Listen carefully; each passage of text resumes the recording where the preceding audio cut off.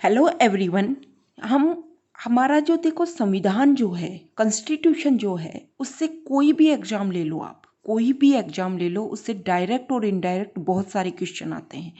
तो जो हमारा संविधान है उसको हम सरल भाषा में कैसे समझें, बहुत आसानी से उसको कैसे याद करें और एग्जाम में जो क्वेश्चन है वो ज़्यादा से ज़्यादा हम कैसे सही कर सकें, इसके लिए जो हमने सीरीज स्टार्ट की है कि कैसे इजी बनाएं हम कॉन्स्टिट्यूशन को, उस सीरीज में हम सबसे पहले ये देखेंगे कि संविधान जब हमारा बना था तब उसमें क्या क्या था और वर्तमान में संविधान में क्या क्या है।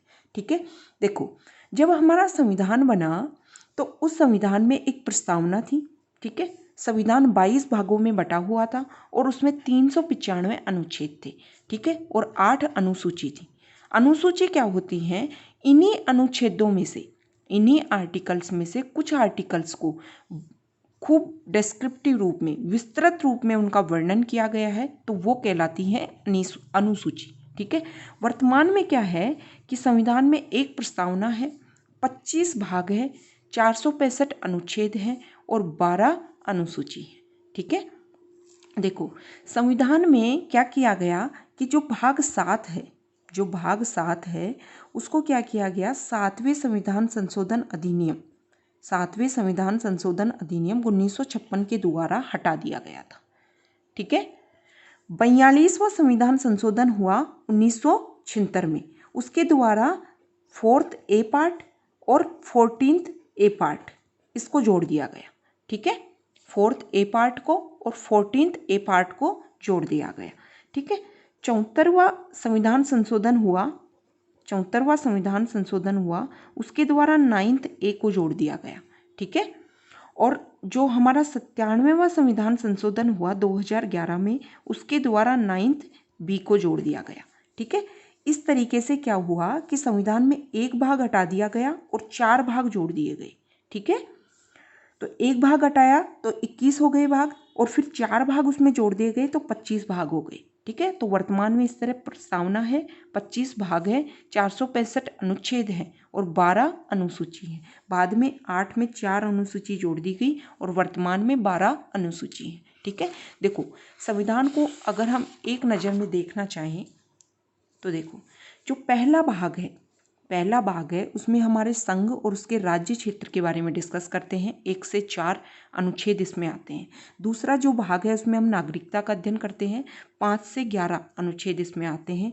तीसरा जो भाग है उसमें मौलिक अधिकार आते हैं, 12 से 35 अनुच्छेद इसमें आते हैं। जो चौथा भाग है उसमें राज्य के नीति निर्देशक तत्व 36 से 51। 4th ए, ये ही 42वां संविधान जो संशोधन हुआ था 1976 उसके द्वारा जोड़ा गया था। स्वर्ण सिंह जो कमेटी थी उसने ये सिफारिश की थी कि मौलिक कर्तव्य को संविधान में जोड़ो। ठीक है, 51 के इसमें आता है। ठीक है, अनुच्छेद। 5वां जो भाग है उसमें संघ सरकार, जो केंद्र में जो सरकार है उसके क्या क्या शक्तियां हैं उसके बारे में डिस्कस किया गया है, 52 से 151 अनुच्छेद तक। ठीक है, 6वें भाग में राज्य सरकारों के बारे में और अनुच्छेद 152 से 237 तक।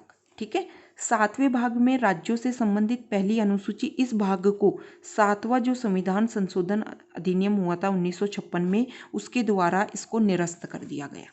ठीक है, जो 8वां भाग है वो संघीय राज क्षेत्र के 239 से 242। 9वां जो भाग है वो पंचायत 243 से 243 तक। ये जो वाला जो भाग है नगर पालिका भाग, ये हमने डिस्कस किया 74 जो कॉन्स्टिट्यूशनल अमेंडमेंट एक्ट हुआ 1992 में, उसके द्वारा इसको जोड़ा गया।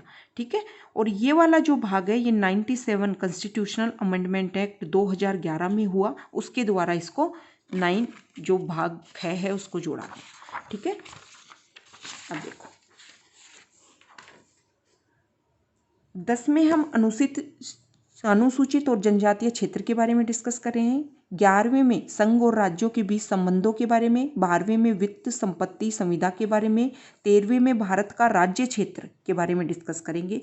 14वें में संघ और राज्यों के बीच में जो अधीन सेवाएं हैं उसके बारे में डिस्कस है। जो 14A जो हमने डिस्कस किया, ये भी 42वां जो संविधान संशोधन अधिनियम हुआ 1976 उसके द्वारा इसको जोड़ा गया। 15वें में हम इलेक्शन के बारे में। 16वें में कुछ वर्गों से संबंधित विशेष प्रावधान है उनके बारे में, 17वें में राजभाषा, 18वें में इमरजेंसी के बारे में, राज्य में देश में कैसी कैसी इमरजेंसी लगाई जा सकती है उसके बारे में डिस्कशन है। जो 19वां है उसमें प्रकीर्ण, ठीक है। और 20वें में संविधान में संशोधन, आर्टिकल 368, ठीक है।